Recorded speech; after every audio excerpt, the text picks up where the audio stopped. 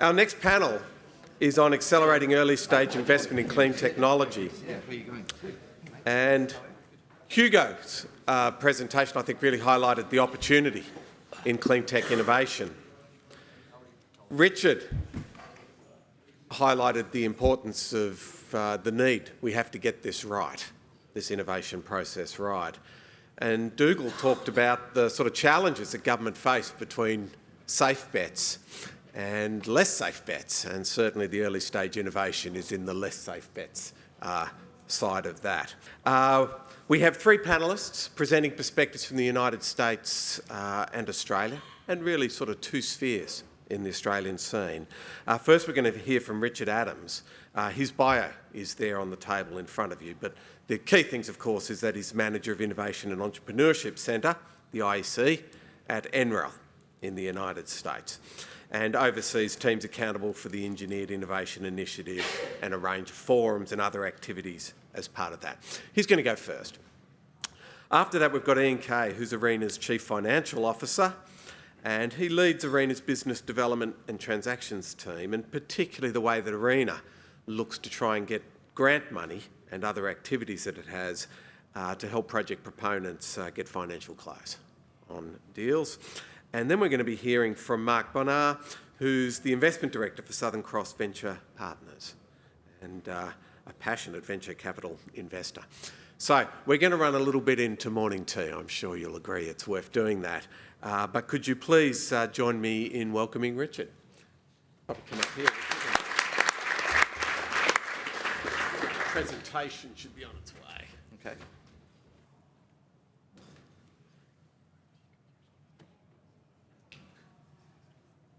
I've got your presentation. Can I give it? Go on. You'll do it a lot better than me. It always works really well. There should be an NREL presentation in there. I'm sure Iain doesn't want me to give his presentation.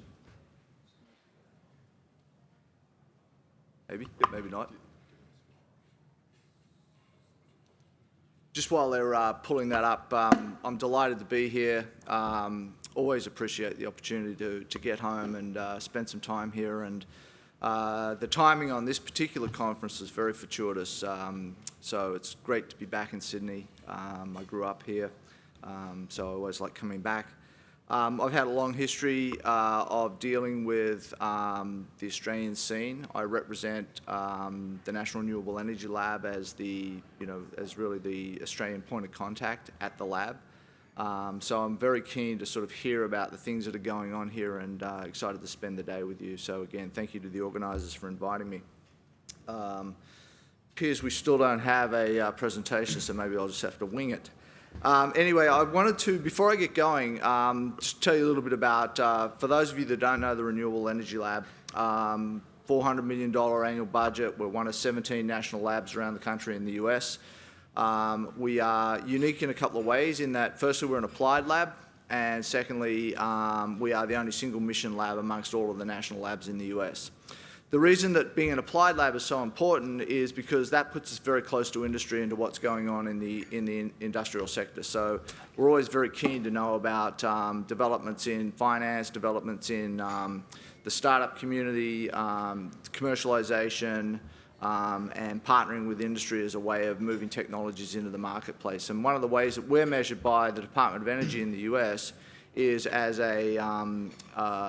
is based on impact. So unlike a lot of university tech transfer offices where they're measured on revenue, the way that the Department of Energy reviews our performance at the lab is how we get technologies in the marketplace and how we impact that. And so an important part of the work I do is working with startups in the investment community and understanding, all of the commercialization requirements for getting a technology from where it is today to where it needs to be in the future. I'm assuming they are going to... No presentation? All right then. Okay. This should go pretty well. So having said all of those things, I'm just going to sit down again and have a coffee. Do you want to switch the order? Huh? Order while they fix it up? No, it's all right. I think I can wing it. Thanks, mate. So let me just start by saying a few things about what we just heard from the presenters this morning. We're deeply immersed in the mission innovation space, which was alluded to. We're trying to coordinate activities between countries for the purpose of energy and getting energy into the marketplace. I see that as one of the very important things that's going on in relation to the sector at the moment, is this renewed emphasis from government on supporting the energy system of the future and the vision for that and how we get there. So I just wanted to reiterate the things that were said this morning, because I think they're critically important to the success of what we're doing and how we get to that end state that, however each of those individual countries or communities chooses to define that. So I think that's, just wanted to, as I say, reiterate, what was said this morning and talk about why that's so critical. There is a meeting taking place in 2 weeks in San Francisco. It's the Clean Energy Ministerial, where most of those countries will come back together. For the most part, they will be represented by their energy ministers. And that meeting is intended to talk about what's happening from the perspective of the doubling of R&D budgets. And the idea there is that out of those meetings, we will be able to start to formulate those business plans that were alluded to earlier. And so I'm excited by that, because I think this is an opportunity for us to really start to get together as individual nations and work on what the energy strategy should be, whether it's for Australia, whether it's for Canada, whether it's for the US, or whether it's for any other nation in the world that chooses to participate in that. So far, we've had conversations with Canada, the US, South Africa, Korea, and the UK, and there is strong enthusiasm for all of these things that we're talking about. But that really wasn't the purpose of the discussion today. So what is going on in clean energy finance? And I had this beautiful set of slides that I'm sure you will all appreciate, but we'll make those available later, that had a whole bunch of data about where we are today in terms of energy investment. And I know Mark's got some slides, so I won't belabor the point, but suffice to say that there was about the breakthrough new energy, some data that we saw recently was about $385 billion was invested in clean energy in 2015. So quite a significant amount. A lot of that's made up of both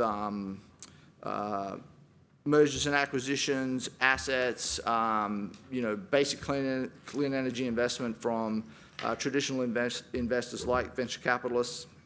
But one of my slides shows that we've had this declining investment, and so with no disrespect to Mark and the great team at Southern Cross, we have seen across the globe declining investment from the venture capitalists. And one of the reasons for that is that, thank you, here we go. All right, thanks, mate. Where are we today? One of the reasons for that is that historically the venture capitalists and the strongest market in the world for the VCs is in the US, and historically what's happened is the VCs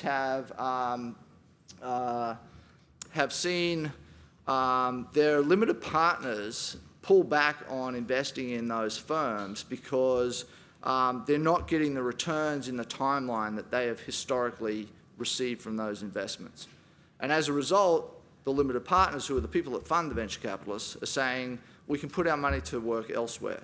And so you've seen the major players in this space pull out over the last few years, the Moore Davidows of the world, the Kleiner Perkins of the world.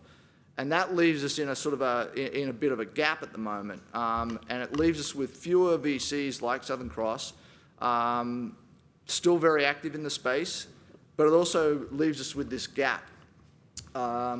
So just some of the things that are going on in the market, I think globally, you've got emerging new markets, Chile, places like that. A lot of South American countries are doing very well. You've had declining European investment over the last 12 months, which is the first time since 2006 that that's happened. You've got declining costs. So solar panels, the cost of solar, the cost of wind still continues to go down. in terms of kilowatt per hour or cost installed. And you also have this very unique period in history where we've had very low oil prices, and at the same time we've had continued growth in renewables, and that's most unusual. Generally, what happens is when oil prices come off, you see this decline in investment in this space.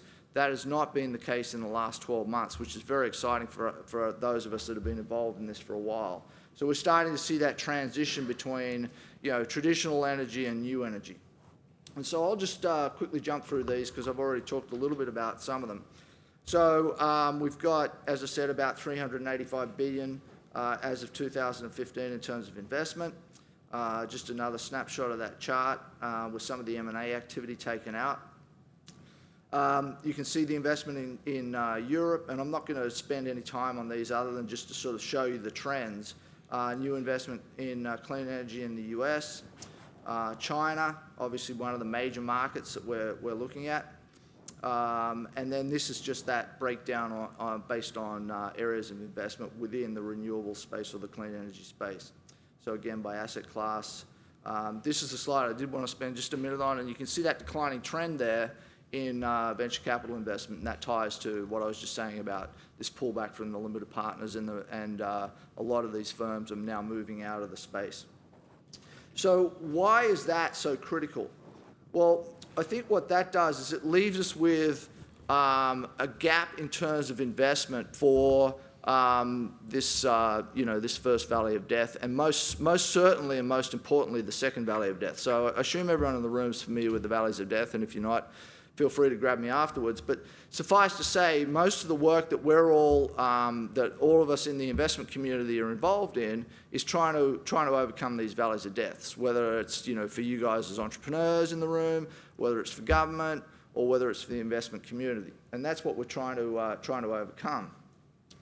So what we're seeing with this outflow of venture capital is the emergence of a whole range of new models, and this is really where I wanted to spend the majority of my time on the talk today. So you've got strategic partnerships. So we've had, as the VCs have moved out of the space, you've had the corporates move into the space, whether it's corporate venture groups or it's actually the corporations themselves. Foundations and family offices are very strong in the US, and I'm starting to hear about the emergence of those as an investment group here in Australia. We've had new models emerge in terms of financial re-engineering. So one of the great success stories is Solar City in the US. So unlike Australia, where you guys pay for your solar panels up front, whether they're financed or not, in the US we have the option of being able to put solar panels on our roof without having actually to pay any money out of pocket through a lease model. And Solar City was one of the first companies that founded that. And that's really changed drastically the adoption of the technology in the US. I think, in the same sort of vein, Tesla has clearly changed the way people are thinking about purchasing electric vehicles.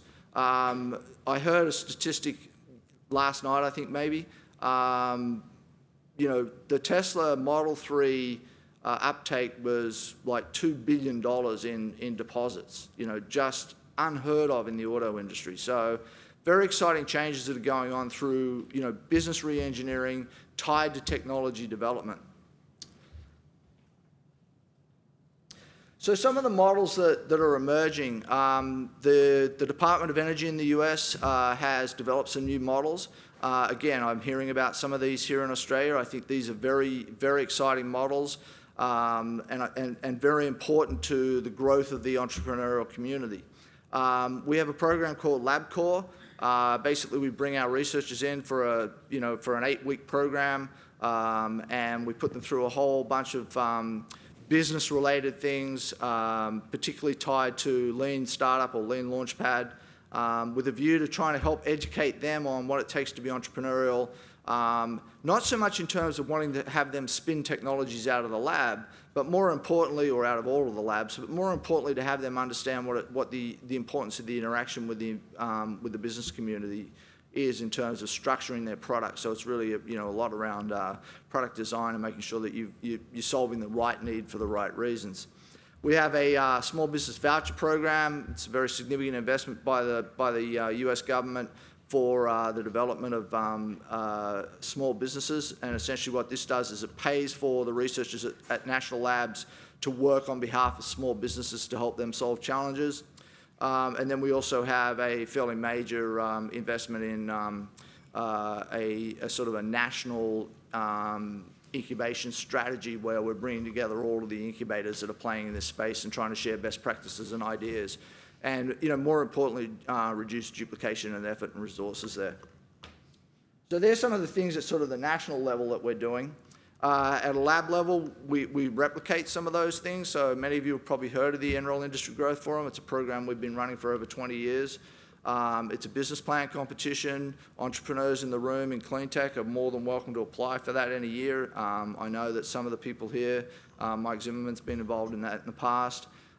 Great program, gives you lots of opportunity to meet with investors that are active in the space. Generally, we have about 450 people at that conference. 150 of those, or a third of those, are entrepreneurs, a third are investors, and a third are what I call the hangers-on. So people are very important to our space, but service providers and people like that. And so great opportunity for people to to be able to mix with the investors that are very active. And since 2003, you can see the bullet there, the companies that have participated in that process. So that's a little over 300 companies that have raised more than $5 billion with a B. So we know that we are hitting the right target for the right reason. The NCAP program I'll touch on briefly as well.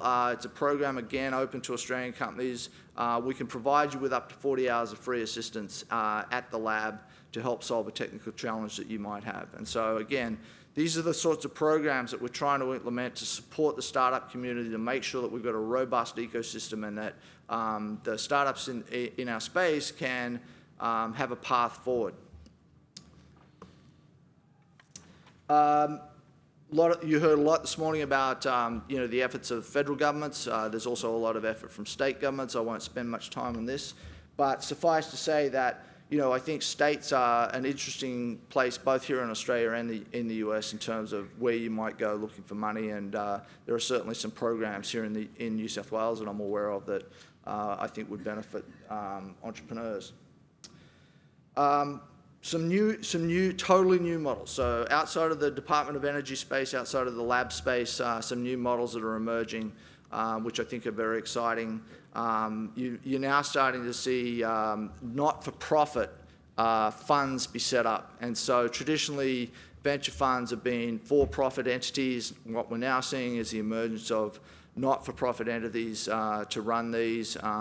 Basically, they create evergreen funds, which means the money can go back in for future investments. So any profit that they're making is taken and returned to that status. And that has some very interesting implications, certainly from a tax point of view in the US.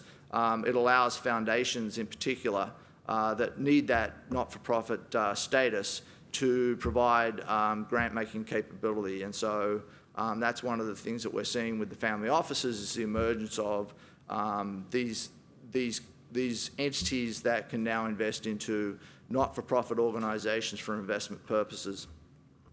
CalCharge is another model. It's a state-based model in California, leveraging the California university system, including Lawrence Berkeley National Lab. And Cyclotron Road, which is also based at LBNL, Lawrence Berkeley National Lab in Berkeley, is yet another area. So this is where I really want to start to hone down on what's changing and why it's so critical. So I think the thing that we've identified is you have all of these resources out and available to entrepreneurs to help move them from where they are today to where they need to be, whether that's to be a bankable technology or it's to have a product available on the market. But there's two challenges with that. One is there's a real gap between, I call it joining the dots, but we're not all aligned on where all the dots are and how to get from one dot to another. And so a lot of the time we spend working in the marketplace is about trying to join those dots and create that alignment. So that's one point. And the other is that partly as a result of that, and partly as a result of the pullback in investment, what we're seeing is that there are lots of great technologies that are getting left on the shelf. And so the next couple of programs I'm going to spend some time talking about are really focused on how do we move the technology from where it is today to a point where it can be investable, or to a point where it can be a product and someone's going to pick it up and buy it. And so what we're trying to do through these programs is reduce the risk. So de-risk the technology, but also build in things that will help de-risk the market. And we've got on our investor advisory board, including Southern Cross Ventures, about 30 active investors in the space. And they're very excited by these models because what it's doing is it's doing a lot of the work for them in terms of being able to incubate technologies to a point where they're more comfortable and the technologies are de-risked to a point where they're comfortable making that investment. And so that's not going to be the same for all. I'm sure that the investment community will continue to make investments regardless of the things that we do. But we think that this is a way that we can bridge that gap. So Cyclotron Road is a program that's been around now for a couple of years. It's run out of Lawrence Berkeley National Lab. This is a program that's targeting very, very early stage technologies and the entrepreneurial talent that are trying to move those technologies through the system. So this is a program that's more about taking entrepreneurs, putting them into a lab system and making available lab resources so that they can move that technology to a point where, as I say, it can be invested in, or for that matter, it could be turned into a product. So again, very early stage, focused on the entrepreneurial talent and taking those entrepreneurs and putting them through the lab process to get them to where they need to be. The next one, which is a program that we have at Enroll in partnership with Wells Fargo, is that what we're doing is we're actually going out to the market and inviting people to come in and participate in a similar sort of program where we're immersing them again in the lab, although our program's virtual, so it doesn't mean that they need to be there. So the whole idea here is, again, to leverage the capabilities and resources at a place like a national lab or a place like the University of New South Wales or wherever it might be in order to benefit the entrepreneur. And what's unique about our program and what's unique about the previous program is it has very much a technology focus. So you're all familiar with incubators and accelerators. Traditionally, those tend to focus more on acceleration and incubation around business. What we're focused on is speeding up the process of getting the technology from point A to point B. And so this program is very unique. It's very unusual for an organisation like a national bank, like Wells Fargo, to participate in a program like this one, which makes it even more unique. But there's a couple of reasons that they wanted to do it. One is they are very keen on this space and they are a very good corporate partner, a corporate citizen. So that's one of the reasons. Second reason is that, they're already supporting this space anyway. They've got a $100 million commitment to sustainability. The bank's now lent more than $50 billion to the renewable space, so they've got a financial incentive there as well. But I think most critically, they also have 100 million square feet of real estate. And so for them to be able to find technologies that they can then deploy on their buildings that will reduce their operating costs on their buildings or improve the energy efficiency or reduce carbon mitigation, or reduce carbon, is very, very important to them. And so that's why, they're such a good partner.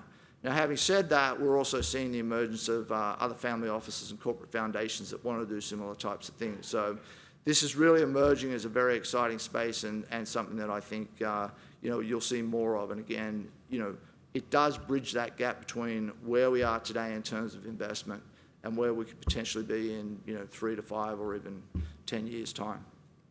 So I think that was largely all I wanted to cover. I'll lead that up just to give you a sense of how the program's structured. But looking forward to any questions you have. So thank you.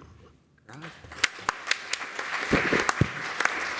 Thank you very much, Richard. So we'll hear the 3 presentations and then open it up for discussion. So Iain, please. Iain, if you want to practice winging it without slides, just ask us and we can arrange that. You can give my slides though, Iain. I'll be disappointed if I get my own up. Look at that. Okay, thanks very much, Richard. That was very interesting to hear about what's going on with NREL and what's going on in the States. What I wanted to focus on perhaps is just bringing things a little bit more back to the Australian context, and perhaps some practical help that ARENA and the various organisations that we have here in Australia can help you, and perhaps explain that by way of a couple of examples and kind of get the thought juices going, and picking up on some of the points that Richard made as well. So first of all, and hopefully most of you know what ARENA is and how we operate. ARENA is really here to drive transformation in the Australian economy by accelerating development and employment of homegrown, typically homegrown, renewable energy industry. What makes ARENA, I think, unique is if you look at the chart there, just the range that we operate across. So kind of supporting R&D in the lab here in universities like UNSW, through to taking demonstration of hopefully some of the technology that comes out of the universities and other research bodies, through then to deployment of really, I guess, known technologies, but not yet commercial technologies. And although we're getting there very quickly, that actually gets you out to solar PV deployed in a large scale. So again, as you're probably aware, we're looking to support a round of that. So it's R&D, deployment, demonstration, and of pre-commercial deployment. And a very strong part of what we do is to try and encourage knowledge share coming out of our projects, or I guess you could call it you could call it intellectual capital, and make sure that the industry broadly becomes aware of not only the successes, but also where our projects have hit road bumps, because that can be as useful and as cost-saving broadly across the economy as learning about the successes. We provide, certainly at the moment, predominantly grant funding or equity and debt that's kind of got grant characteristics. So it's generally very risky money, or money that can't. There's no room left in a project to allow that bit of paper that we put in, be it grant, equity, or debt, to get a financial return.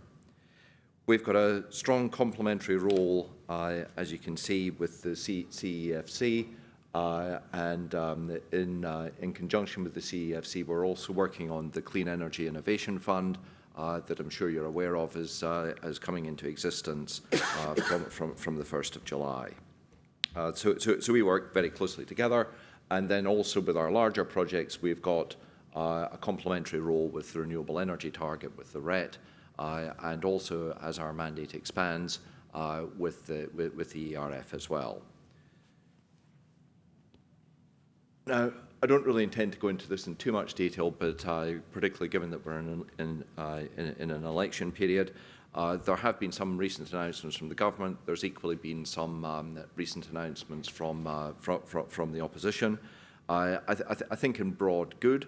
So the government has firstly said that it wants to keep CEFC and ARENA, which is great news, changed from previous policy. And then there's a bunch of other stuff that's just kind of sensible. So it brings our mandate into line with the CEFC's, so that we can operate more closely together. We're doing the Clean Energy Innovation Fund together. And the funding, the funding is probably where there's the discrepancy at the moment between the government and the opposition. My personal view is that, and you know, may have it right, may have it wrong, is there does seem to be growing and realignment down to a single position between the government and the opposition, and I'm reasonably confident that there will be sufficient funds available to meet the needs of really all three entities as we go forward. So, what is ARENA doing? As I said at the beginning, it's taking our R&D in its purest sense in the universities and the research laboratories, we typically do, and it's in the intention to go forward and do this, approximately a 20 million R&D fund each year, which is a competitively bid process. So it's competitive to the, I guess, how good are the ideas. We recently closed the last R&D round. I think there's 9 projects under there, so some of them really quite exciting with links to companies like Alcoa, and drones to monitor solar PV panels and output, and a lot of work going on, and a lot of what we're seeing is in integrating renewables into the grid and getting grid connection going. Picking up on some of Richard's points, I think kind of, and I'm not sure that we kind of recognise this perhaps enough, is that there's actually a difference between clean tech, which is a word that I'm sure that I'm not sure I really fully understand what clean tech is at the moment. Or ever. It sort of seems as though it's a mishmash and combination of sort of, let's call it software solutions, largely software solutions around energy, through to putting reasonably big bits of demonstration kit in the ground to prove, I don't know, a new biofuels process or something like that.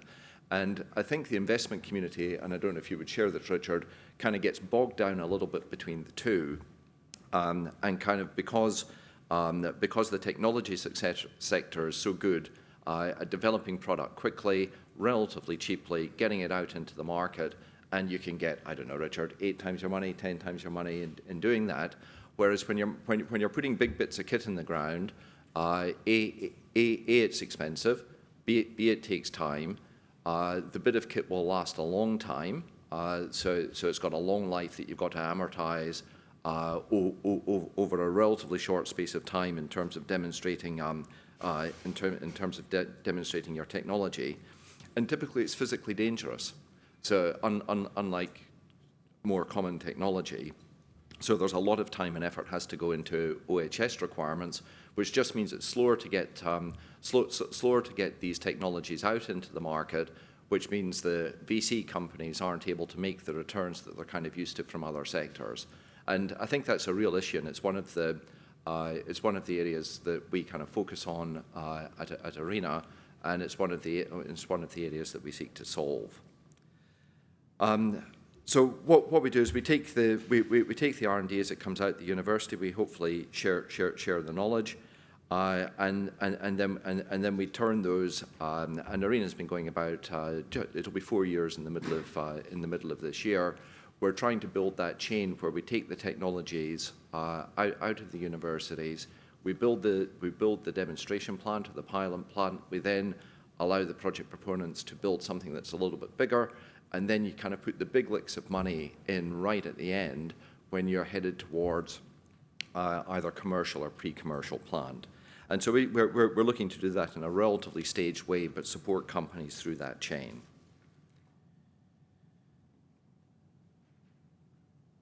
Again, this comes down, and I think Richard is a perfect example of what you were highlighting in terms of family companies. There's a company that ARENA's supported for a number of years now called Vast Solar. It's in its third round of funding approved by ARENA. It's also working closely with the CEFC. And should it get to commercialization and deployment, I'm quite sure that the CEFC will provide debt as well. So again, we've kind of got that progression through the commercial chain. This technology, and basically what they do is they heat up sodium to about just under 600 degrees C, put that through a heat exchanger, generate steam, and the steam goes through a turbine. So very interesting and useful technology. But there's been problems, and as you can see in the photograph there, there's there's a bit of smoke coming out. There was a small sodium leak. Hasten to add, it was a small sodium leak. You know, most of you guys and our board, when they heard you're going to be sending molten sodium around a loop, and what happens when it comes out, because doesn't, everything that we learned at school and university, I remember mucking around with sodium in the lab. It was great fun when it exploded. So anyway, there you go. So what we actually found, though, is you get a lot of smoke, but not interestingly, really an awful lot of damage. So it was actually one of those things. It was really interesting to learn, and gave our board, gave the fire department. The fire department went up. This is out at Forbes. The fire department was coming out in various levels of seniority, till in the end the chief of the fire department flew out from Sydney and was taking photographs from his from the helicopter, and he was putting them up on Facebook. I mean, goodness. so anyway, that was the level of interest, and they've now got the level of confidence in dealing with this. And what we're hoping, on a more serious note, is down in the bottom right. You can see the five solar arrays that are now surrounding the sodium and the heat transfer block, and this project is currently in. It's getting up to the stage of commissioning. We hope it'll be commissioned in the third quarter of this year.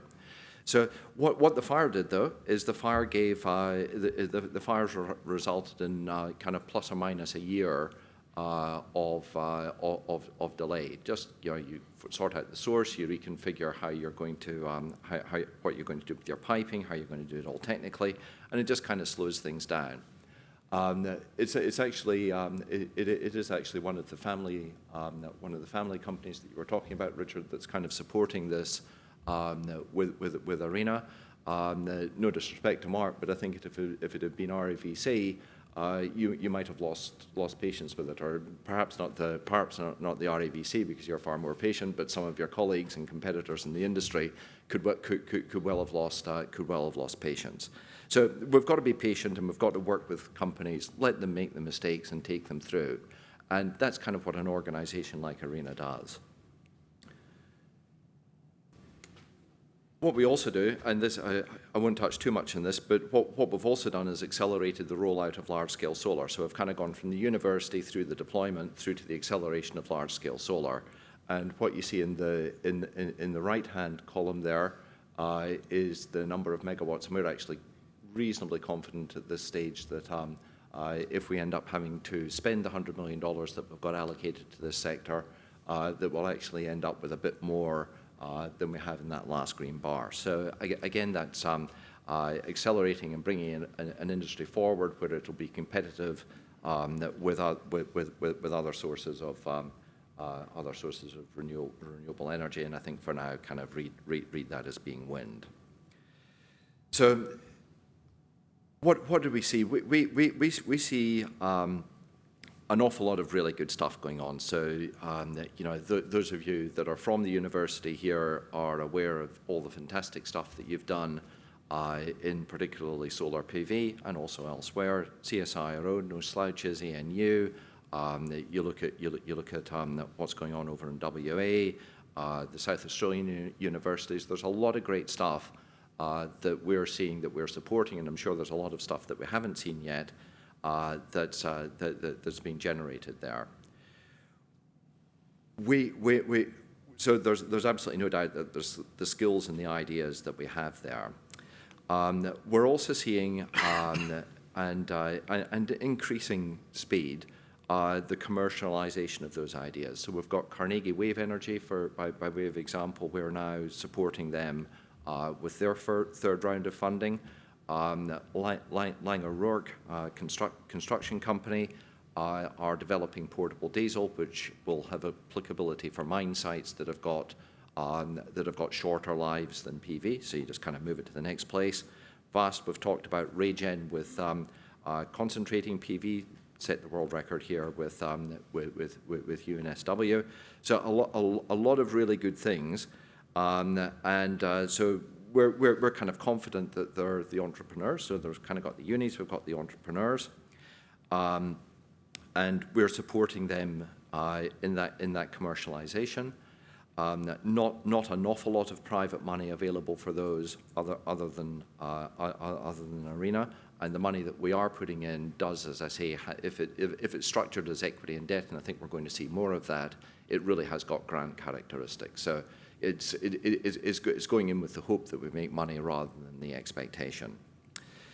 There is perhaps a gap, and kind of when you look at this list here, and I think this is perhaps where Australia is a bit different to the States, is there is a gap in the link into the large industrial customers, into the large industrial companies, and we probably don't have those here as they are in the States. So it's actually a bit of a gap. There's also, and I'd like to point out, there's also a non-trivial amount of money available to the industry here. Might not be as much as we would all like, but it's non-trivial through a combination of ARENA, the REVC, other VC companies, the CEIF that we're establishing the CEFC, and the CEFC itself. Now, I guess what kind of makes those perhaps interesting, and why should you be interested in those? They are by and large staffed by people from the private sector. So it's not kind of people with the government that, kind of every state gets one just because every state gets one. You've actually got to have a good idea. You've got to do your pitch, take your pitch. They're coming to private sector people who are well versed in investing in this sector, and they're flexible. So don't be shy about coming to any of those organisations. We'll do our best to make our money fit you, rather than you have to, I guess in the bad old days, you had to make your project fit the government grant because the government grant programme said X, Y, Z. And if it's not right, tell us. Come back and tell us what's not working in this relatively large pot of money that's available to you. Why is that money not able to support your project? And we are flexible and we'll try and fix it.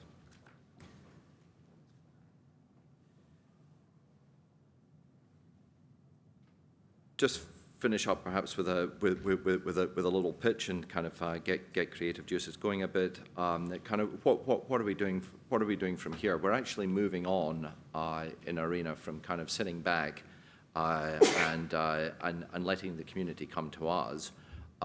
We've established a unit called the Elab, ARENA Lab, and what it's here to do is kind of generate ideas. And get those ideas coming from a forum, focusing initially on integrating renewables into the grid. But if this is successful, then we'd look to roll it out. I think this has got the ability to lead on from what Richard was saying into the accelerators and into the incubators. But ARENA is prepared to spend money on projects in this, using this kind of as a tool. We're happy to develop, happy to spend money that demonstrates technology and the technology benefit of whatever your idea is. So it might be batteries behind the meter, might be batteries in front of the meter, might be different trading models for electricity. But recognizing that today, just the way that the industry is set up, there might actually be no way of capturing the benefit of that. So it might have a clear technical benefit, but you've got no way of, just because of the way the regulatory framework is, there's no way today of actually capturing that.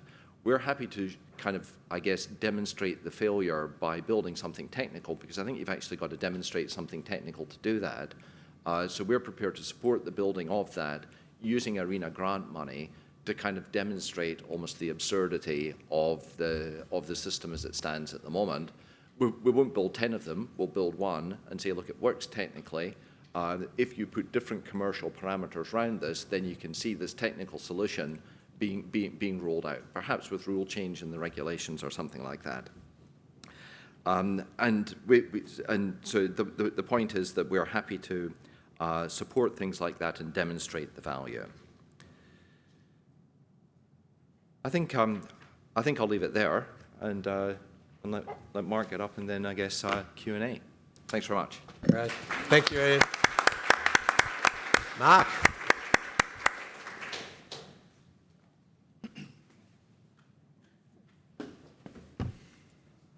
Thank you. I'm afraid you have another Scotsman, so apologise for that. I also note the guy that's just taken the job running Tesla storage in Australia is another Scotsman, so it's good to see a group of illiterate immigrants making some contribution.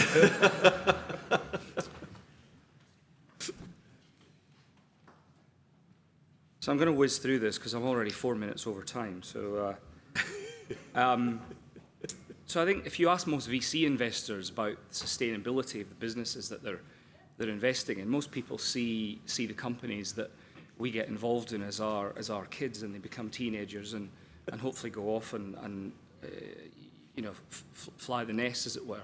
For me personally, that sustainability is as much about environmental sustainability as it is about long-term shareholder value creation. So it's probably a different message than your hopefully misconception might be around the vulture capitalist waiting for you to miss a milestone to steal your company from you. So just to baseline what we do in the style of financing that we provide.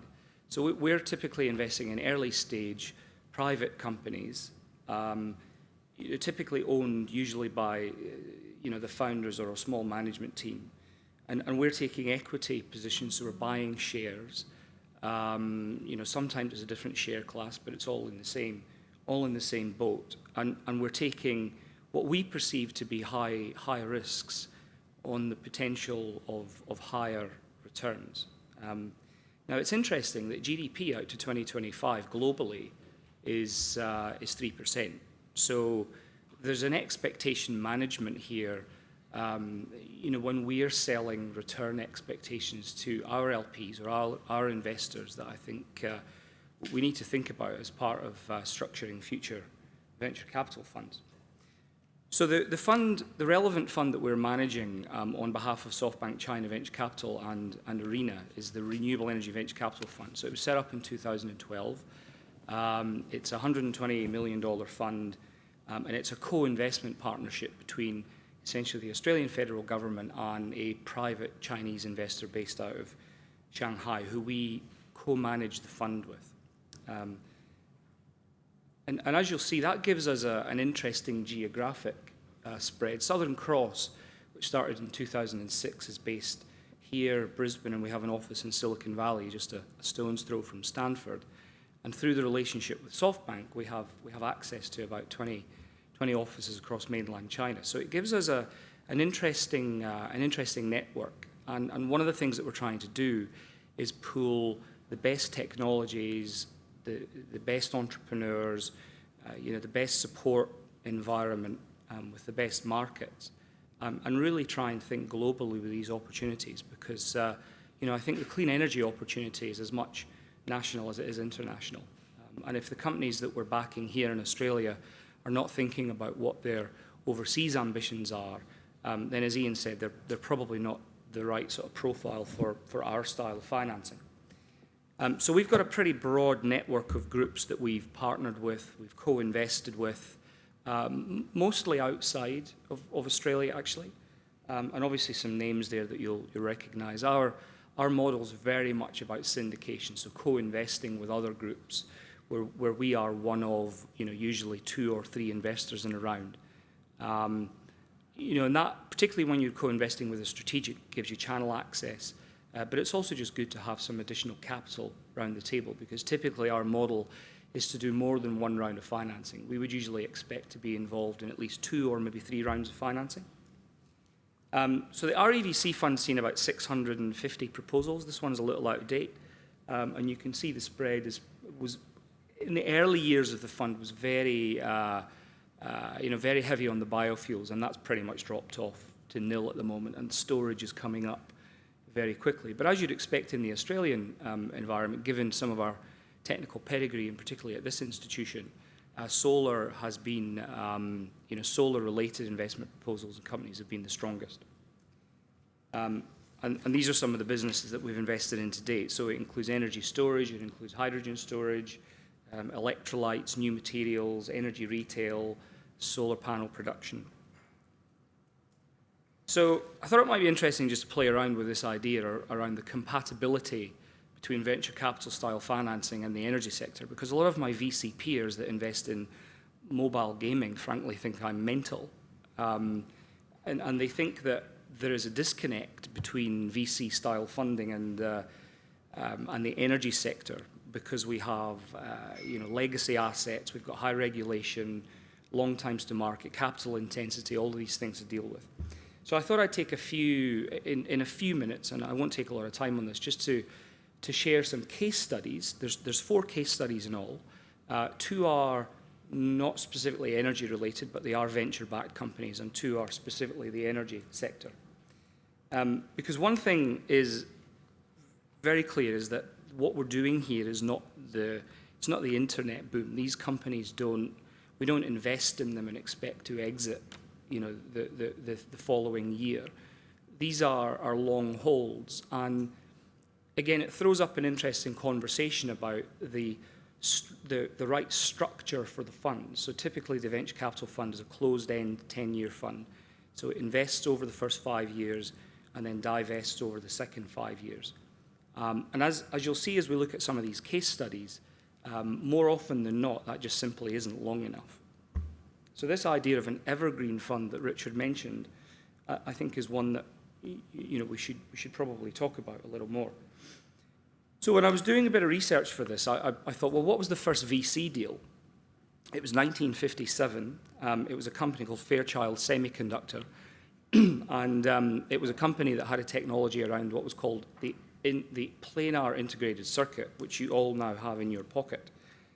So it was hugely disruptive technology, and that company went on to become one of the global leaders in semiconductor manufacturing. The original VC investment was actually through a family fund. It was the Rockefeller Foundation that originally invested in it. And notably, the guy with the red circle around his head was Eugene Kleiner, and he went on to to start one of the world's most famous venture capital companies, Kleiner Perkins. Interestingly, Eugene came up with 10 rules for venture capital investing, and my favorite one is make sure the dog wants to eat the dog food. No matter how exciting the technology breakthrough seems, make sure the customer actually wants the product. Last year, Fairchild was acquired by a company called On Semiconductor for $2.5 billion, which was a modest exit in the end. That was 57 years after the original investment. But along the way, they paid billions of dollars in dividends and employed thousands of people. Here's a slightly more recent one, and it's relevant because it's attached to our Chinese partner, SoftBank. So this picture is taken at the Nasdaq IPO last year. You have Masayoshi-san from SoftBank, Jack Ma's in the middle, and Chauncey Shea, who's our partner at SoftBank. Now, I wish my first deal had been Alibaba, but they invested in this in '99 and actually didn't exit it until 15 years later. The multiple was absolutely stunning, but again, it's an example that these genuine value creation doesn't happen overnight. It really does take some time. So with a couple of examples actually from last week in the energy sector, and we're starting to see some pretty interesting transactions, and there's some very interesting M&A activity coming through. We had Total's acquisition of Saft, which is a lithium-ion battery company, and we had what was GDF Sue is now NG's 80% acquisition of Green Charge Networks, which is another player in the energy storage space. In particular, the Saft transaction was interesting because I didn't realize this, but Saft was bought out of Alcatel in 2004, another French company. Was leveraged buyout by a private equity firm, and they then listed the company, and they made a very sizable return quite quickly. It was about 140% IRR. They made a 4x when they IPO'd it in 2005, and it sat there not really doing a lot until Total acquired it. Now they've essentially paid 2x, so it's a $1.1 billion price tag on the business. But hey, it's a unicorn. It's the billion dollar company. So this is hugely significant for our industry, that we're starting to see these kinds of prices being paid for clean energy companies or technology companies that underpin the clean energy industry. We might contrast these transactions maybe a little unfairly with something that's been in the news recently, which is Dick Smith. That was acquired for 94 million and 2 years later was listed at 520 million. So when I personally think about value creation and sustainable value creation, it doesn't look like that. It just doesn't happen, typically doesn't happen that fast. So pleasingly, last quarter, there actually has been a bit of a downturn in VC investing. In fact, there were only 10 deals in the last quarter, there was a raising of 54 million last quarter in the clean tech space, according to Bloomberg, and pleasingly, more than half of that capital went into one of our companies, which is Sunverge. Now, Sunverge was originally a US-based business, so they're headquartered in San Francisco with assembly in Stockton, California. And we, along with Arena's support, brought them to Australia a couple of years ago, and they set up in Brisbane.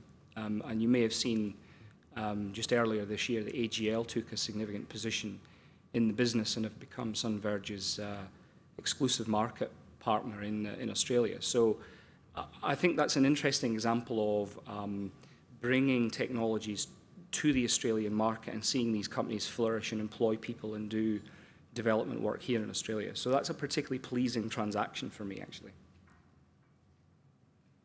I'm not going to dwell on this, but I just wanted to show you that there is a little bit of a downturn happening.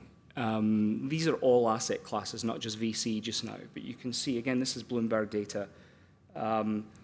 All the money is just going into solar and wind still. We're not seeing a diversified portfolio necessarily. And I think I'd like to see more funds going into the emerging technology space, particularly storage, because I think it's just an almost boundless opportunity for us.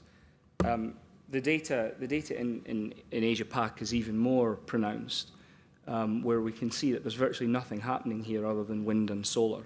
So I think there's a challenge here about how we diversify that portfolio to include some other clean energy technologies. So just some ideas, again, to get the thoughts going on, how can we improve investment in clean energy? How can we accelerate it? I think the Renewable Energy Venture Capital Fund, the Clean Energy Innovation Fund, these direct targeted funds where it's not just the money, but there's some support coming along with that, particularly if it's equity styled and we've got professionals sitting on the boards and helping some of these companies. These are very effective ways to support companies. I would argue more effective than just giving them grants and letting them go and do their own thing. What I would love to see is targeted grant support for our clean energy companies that sits alongside either equity through these types of funds or equity from the private sector, where we say, okay, you've managed to convince a private investor to put a couple of $1 million into your business as equity. We will make that a significant part of our assessment criteria in deciding whether or not to award you a grant. I think the mentoring and support piece is as valuable as the cash for a lot of these companies, and how we stimulate that. And there's a couple of really interesting initiatives in the pipeline just now around clean energy specific incubators that I think make a whole lot of sense. We've got to benchmark ourselves globally. There's no point in just looking around the Australian market, I think, at the various projects and technologies, because this is a very, very busy space. And there's no company that I look at that I can't find 10 other companies that are trying to do the same thing. So I think we've got to be intellectually honest about how we benchmark globally. And then the final point is just a shout out for the R&D tax incentive, which for a lot of our companies is just so important, to help them execute their R&D here in Australia. The Aussie dollar coming off has helped, but it just helps to level the playing field against some lower labour economies that companies could go and do their R&D in instead. I would argue that it would be really helpful to raise the group revenue threshold from 20 to 50 million. I think that revenue threshold is a bit out of date, and we now find a lot of companies that are not getting the cash rebate through the R&D tax, because that threshold is still there. And finally, if we're going to bring new technologies to market and we're going to bring new projects to market, first in field projects, we've got to take some risks. And we've got to have the imprimatur to take some risks with our investing. Thank you.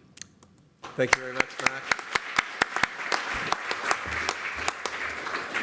We're going to make some time for questions. So do we have questions? We have one over here. Thanks, John. Gordon Wish, Managetics. Yeah, thanks for the fascinating presentation. One thing I've got, I mean, because there's I think all three speakers mentioned the way the like limited partners, high net worth individuals, that pool of investment have been backing out of the space. Is that because of that there's an intrinsic difference between the risk-reward ratio for these clean tech investments, or because we haven't had the success stories and now starting to see the success stories, the hype around batteries and things like that, which will cause them to reassess the sector and move back in? So I wasn't sure whether your question was about the family offices pulling out. The family offices and the high net worth individuals are actually the ones that are moving into the space and backfilling for the venture capitalists, mainly because they are very interested in what we're calling impact investing. So they want to be able to put their money to work for a good cause, but at the same time, you know, they want a return on that money. But the way they view that return profile is much longer term than what venture capitalists have traditionally done. So, as Mark said, you know, closed-end funds have traditionally been sort of 10-year funds, and you've got to make your investments in the first half, and you've got to recognise those investments in the second half. Well, that's not a model that fits well for clean energy. And so what we're seeing in terms of the emergence of the family offices is they're viewing the structure of those investments very differently. And then that's coupled with, you know, the work we're trying to do on making sure those investments are really tangible and beneficial to the investors. Anyone else on the panel? I mean, you know, the REVC fund that we manage on behalf of Arena and SoftBank, it was actually a longer lifetime fund. So it actually is, I think, a 12 or a 13-year fund, potentially. So we tried to recognise when we structured the fund back in 2010-11 that things were taking longer. And I think a lot of financial investors, you know, the traditional LPs, maybe the capital isn't quite as patient as it needs to be for this sector. I don't think it's a difficult fix. I just think it's resetting expectations and managing expectations, both around return and timeframes effectively. We have another question. Yeah, over there.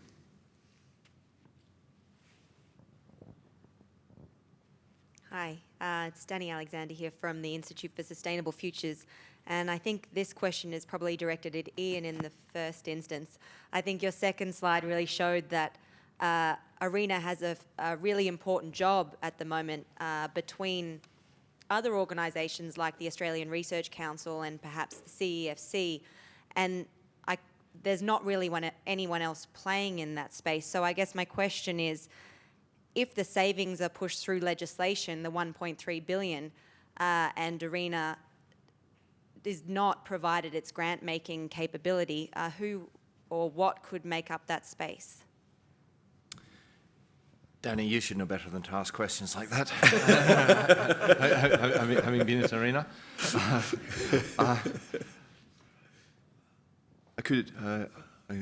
I could plead the fourth or something, couldn't I? No, I'm hopeful, Danny, that you kind of look at you look at the layout that we have ahead of us now, and we'll kind of know more. We'll know an awful lot more in 6 weeks' time. But I'd be reasonably hopeful that, despite the rhetoric that you see from both sides, I think there is a recognition that there is at least one valley of death that needs to be got through, and that grant funding coming from, and I'll call it grant funding for now, but it's heavily concessional funding, has to come from somewhere to help this sector develop. And I think one of the things that I perhaps should have mentioned in my talk is that kind of Arena as well as looking at the here and now, has also got a view as to certainly out to 2030, but actually the board thinks about what's happening out to 2040, and to get commercial, to get private sector, purely commercial private sector money to take a view over that time frame is just really difficult. So I think all agree that you need something there, whether it's ARENA with the money that it has at the moment or some other mechanism. I'm actually now reasonably confident that there will be something that'll be significant that'll be there. But that shouldn't stop you speaking to your MPs and politicians over the next 6 weeks. Look, I think we probably have all earned a coffee. So look, we'll take a 15-minute break. So move lively. Could you please join me in thanking our early innovation panel?